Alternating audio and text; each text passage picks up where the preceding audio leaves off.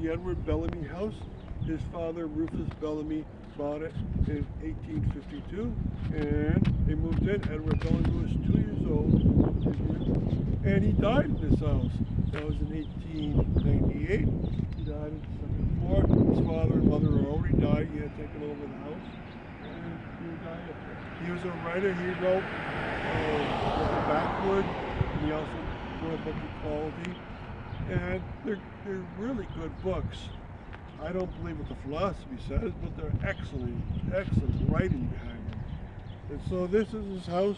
It's not in the greatest shape. You can look at the roof and see that. You can look at some of the wooden structure around in the paint job. It needs to be fixed up. Right now, the main house that was here in the beginning was number 91, so the body of the house. Right, and there's a plaque on it because it's a national landmark. In Hampden County of Massachusetts, there's only two national landmarks. One is the Armory in Springfield, and the other one is the Edward Bellamy House. In Hampshire County, there's only two national landmarks. In Franklin County, there's only two national landmarks. Can you believe that this is one of six in the Connecticut River Valley of Massachusetts only?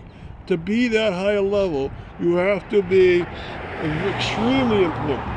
Like the Emily Dickinson house is the one in Hampshire County. You have to be of extreme importance, of a national, international importance. And he was, because his book got a drastic change in the philosophy of a lot of people around the country. Now, you can see the addition and then the addition. So 93's addition, then there's addition to the addition. And as they grew and grew. Now, the house is used by business people that want to do low-level work inside there.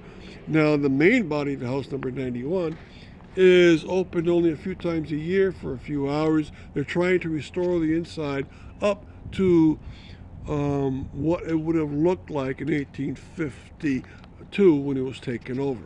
That's very difficult because that kind of items are very expensive. They originally wanted to have Bellamy items inside. That's even more expensive. All right, so it's a nice house. You can tell that if it's fixed up, it would be gorgeous. And I'm going to do a tour on Church Street and this neighboring streets, and the reason why I want to talk about his philosophy. But also, he wrote about the life of workers in the mills and how difficult it was. He went through time when he slept one night. He went like 113 years into the future and stopped there and stayed there forever, and that was the year 2000. And he when he woke up, was explained to by the people that found him what life has changed into. It was drastically different from his 1887 life.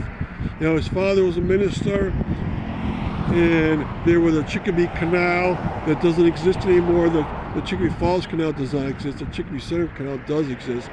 And he got to see a lot of the mill workers going home very tired after their hard jobs. Now, the two houses to its sides were inhabited also, and then the two or three houses to the right side were inhabited also by very similar middle-class families. Now, one thing that Edward Bellamy did all the time on weekends, he loved to read, and so he'd come out of this house, walk down that sidewalk, hang a left, and go to the Chicopee Library for a few hours on Saturday and Sunday. And it wasn't that far away. It was right across the street from the current Chicopee City Hall. And that was his life. He was a superb writer. I enjoyed reading his books. Again, I don't believe in his philosophy, but it was very enjoyable to read. Okay, so thank you for coming on this stuff.